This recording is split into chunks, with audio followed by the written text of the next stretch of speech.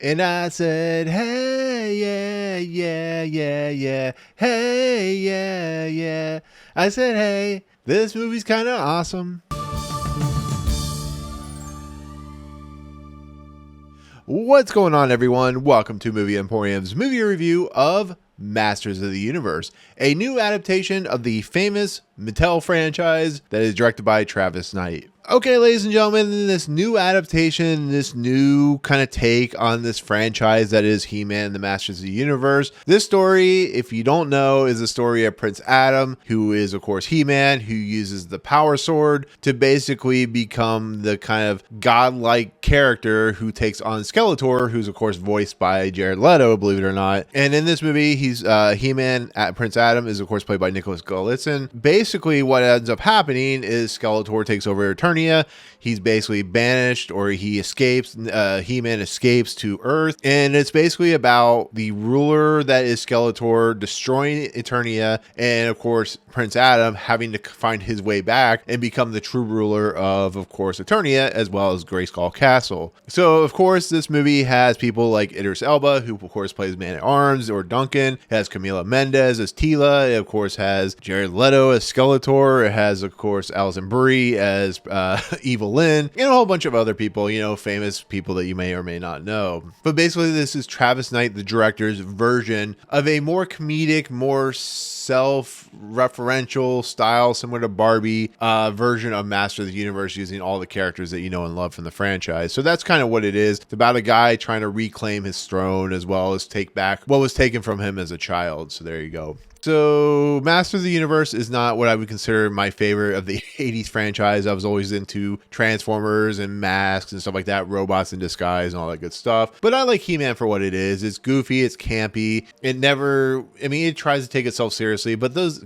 animated series in the 80s, they were what they were. They were very campy in their nature because, they didn't trust that, kids of that time could really deal with like really interesting animated films or shows or whatever. So they did that. And then, of course, we had the Dolph Lundgren film and stuff like that. And of course, they brought back Master of the Universe in an animated form, which was not well liked by a lot of people. But this version, from what I was gathering, seems more kind of like Barbie in a lot of respects, where it kind of is a takedown of the franchise itself while adding its love on its sleeve, or its heart on its sleeve, which I think Tavis Knight is a huge Master of the Universe fan. So the question truly remains, in what my honest opinion, does this movie deliver on fun? Does it deliver on entertainment? Yes, it's being a little self-referential, it's being a little goofy, but is it a good movie? Well, here's what I'll say. I agree with a lot of the critics in the simple fact that the story just doesn't really make a lot of sense. It preaches too much in the they, them, he, her, DEI situation, and I don't really need a movie to do that. I mean, I have my beliefs, and I know a lot of people do have their beliefs, but I think this movie has a purpose, or has a way of trying to take that kind of content down when it comes to like the sides and stuff like that. It's dealing with like the masculine culture and stuff like that, and about how people look at themselves in the mirror, and there's some stuff early on. But what I think this movie does well, and what I think it does get right, is I think Tavis Knight, who created Laika and did Bumblebee, really with the help of his cinematographer, do a nice job when it comes to the look, the feel, the callbacks, the ideas being presented, the simple nature that it feels like a love letter to He-Man, but it also realizes how goofy the ideas are, the names of the characters, and how just over the top and silly the nature of the story is.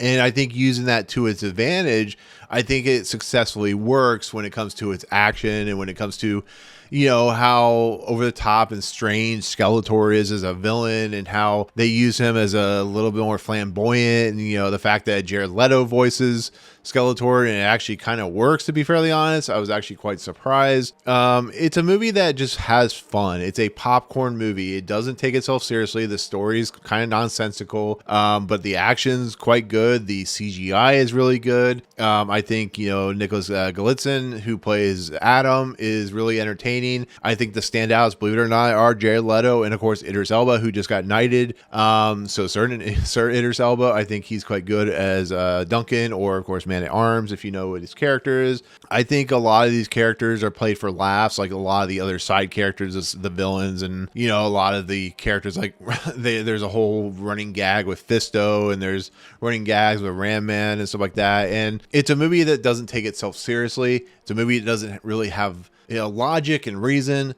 but it's a movie I was enjoying. It's one of my favorite movies of the summer. It has great moments and great action set pieces. It basically has great callbacks to even the 1980s version of course, Master of the Universe with Dolph Lundgren.